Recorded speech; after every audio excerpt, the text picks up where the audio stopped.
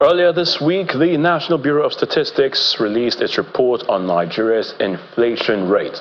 Globally, the inflation rate is often used as a barometer to measure the change in the cost of goods and services. Well, tonight, we examine Nigeria's headline inflation rate of 33.88% and search the possibilities of what lies ahead. Babajide Ogunsonwo, founder of Leadership by Data and Channels Television's data analyst, is right here to share more insight on this. Babajide, great to have you again on the news at 10. Good evening, Ayotunde.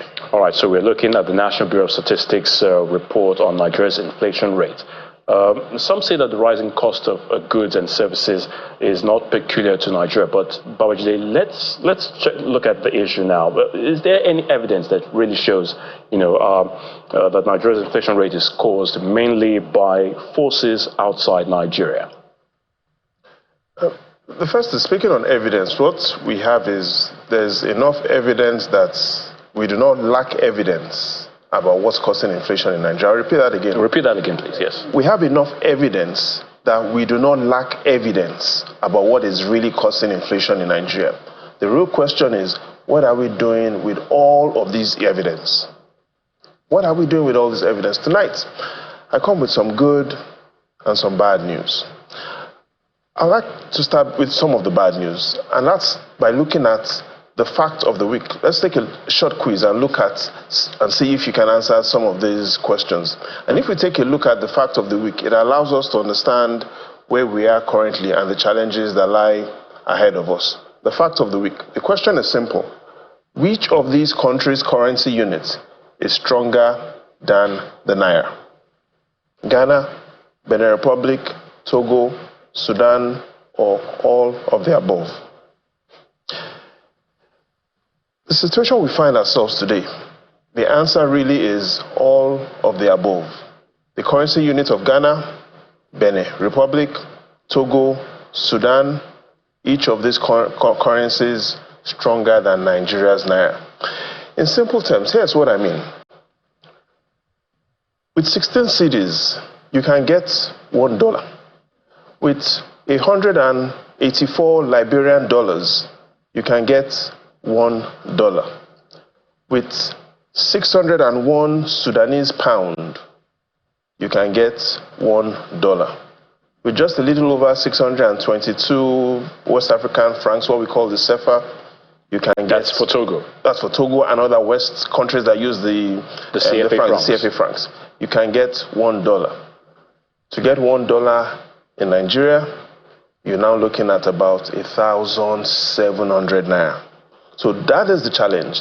The currencies of these other West African countries is now becoming even much more attractive to Nigerians. So beyond the dollar and the pound, Nigerian businesses are finding more value selling and exporting their farm produce and doing business to collect the currencies of these other countries that are gaining more value relative to the Naira. So the challenge is we are facing a lot of businesses and farmers that are producing, but even prefer to sell this produce to other West African countries, into Europe, to America, because those currencies are significantly stronger than us, and that is really affecting even the supply, the local supply of some of the produce that would have normally stayed in Nigeria. Interesting. So what do these latest figures, on inflation, the latest inflation figures, what does this mean for the nation and the citizens? In simple terms, very simple terms, we're worse off than how we started the year.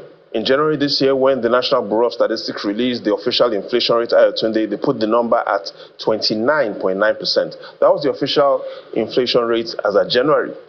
The rate we have now is no longer 29.9% that we started the year off with. It is now 33.88%, approximately 34%. But beyond this, let's look at the inflation nightmare. What I'm talking about is this is the worst October inflation rate since we returned to democracy in 1999. Within the first decade, 1999 to 2008, inflation rates then highest was 23.8%.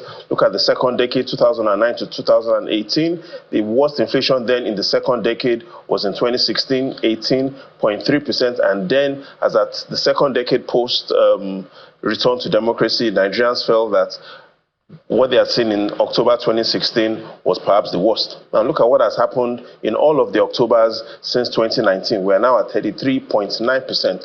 Beyond this number. Look at what has happened in all the previous Octobers. October 2019, 11.16%. It got worse in 2020, in October, 14.2%.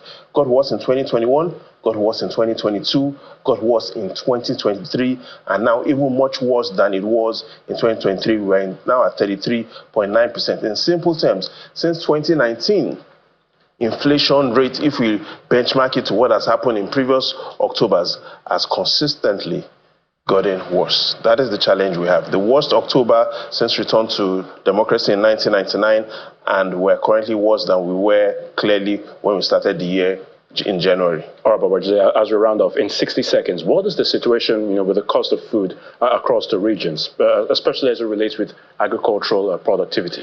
There's some good news in that, but before we quickly end with the good news, let's look at, because when you talk about the cost of food, it's also going to reflect on what I talk about, the cost of voting. Let's take a look at what these numbers say regarding inflation rate, especially food inflation across our 6 regions. The first is, based on the National Bureau of Statistics report, they say that annual food inflation in October this year relative to last year is highest in the Northwest region, where annual food inflation is now 44%. There's no other region that has annual food inflation as high as 44%. The political implications of this I'll talk about in the future, but I'll hint you about what is likely going to happen. 44% inflation rate, the worst in the country in the Northwest. However, if you remember the elections last year, across candidate Bola Tinubu's votes, he had most of his votes from the Northwest, 30%. So keep an eye on what will happen in the future in the Northwest. 44% annual food inflation and 30% votes. But the good news is coming from when we talk about agricultural security. The recent reports from humanitarian agencies show that the evidence that in Nigeria, farmers and their farmlands are getting safer. But this is no time to celebrate. Much more needs to be done. Globally, the consensus is that the blindness of an hungry man can only be cured by food. And those are the words of the Chief of Defense Staff General Christopher Musa regarding agricultural productivity and food security in Nigeria. Yes, there's evidence that farmers are going back to their farmlands. However, the evidence globally is clear. The blindness of blind men cannot be cured by anything else but food. And we'll leave it at that. Babajide Ogunsanwo, thank you so much for your analysis again. The pleasure is all mine.